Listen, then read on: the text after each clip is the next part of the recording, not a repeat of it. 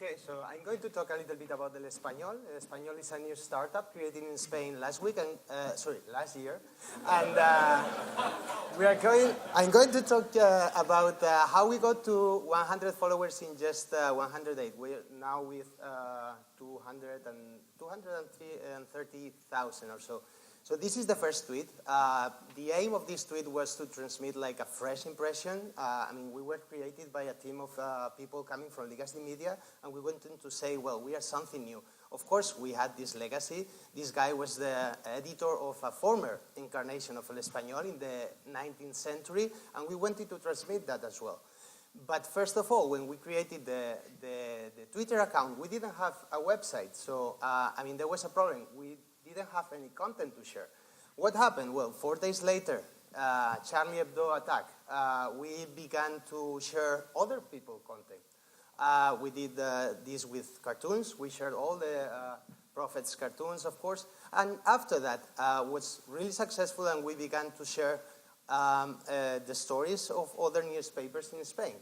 Actually, that was a pretty revolutionary idea in Spain. There were lots of people complimenting us, including journalists. This is one of the best reporters in Spain, an Africa correspondent. He says, well, it's the first time that some newspaper that I have never collaborated with is quoting me, and it is recommending me to its followers. So that's one of the feedback that we had. One of the things that we did, and I think we did well, it was to cover breaking news, like telling readers what we know and acknowledging what we don't know, and these kind of memes were really successful.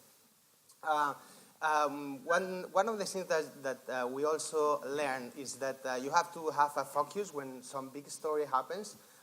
You can see in these graphs from a professor in Spain that we were the ones who covered first the tragedy in Germanwings, and the ones who tweeted, or the last to tweet about something else. This is dedicated to Mark Little. I don't know if it's there, but this is the slogan of Twitter, and really it's true. You can see the graph. We grew when we covered stories, and we share other people content, and something happened. Well, there were other things that we used our Twitter account for. For example, this reporter were looking, of course, for sources for a feature article that he wrote about a politician. Of course, we were selecting our team, and we were looking for superheroes, as we said here in Facebook, and we did also in Twitter, using some humor. We received 7,000 resumes or something like that, so it was kind of hard to select people. We used other, of course, social media like Spotify. We built a soundtrack with the songs that we received from readers in Twitter and in Facebook. So that was really useful to build a community, for a newspaper that actually didn't exist. The other thing that we got from Twitter was money, actually, because we ran a really successful crowdfunding campaign. We got $4 million from more than 5,000 people, and most of them were people that we met in Twitter.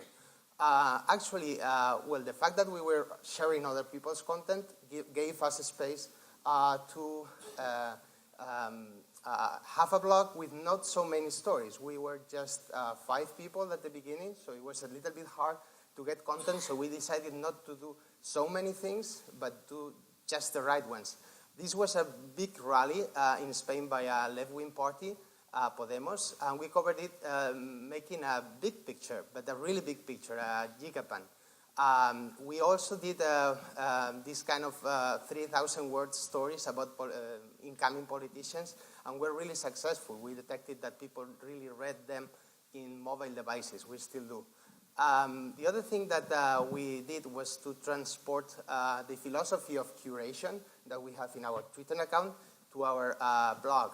For example, this live blog on the Greek election in January last year, it got 80,000 views, which was a lot for a newspaper that was just born.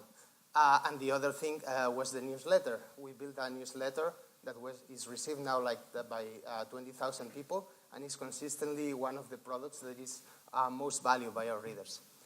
So some of the lessons that we learned.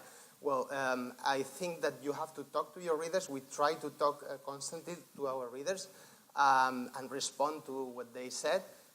You have to build threads, especially in breaking news, so they don't get lost. And I would say that you shouldn't obsess, especially in Twitter, about CTR and clicks, because sometimes people just interact with the cards and with the graphs and with the things that you give in there, the GIFs.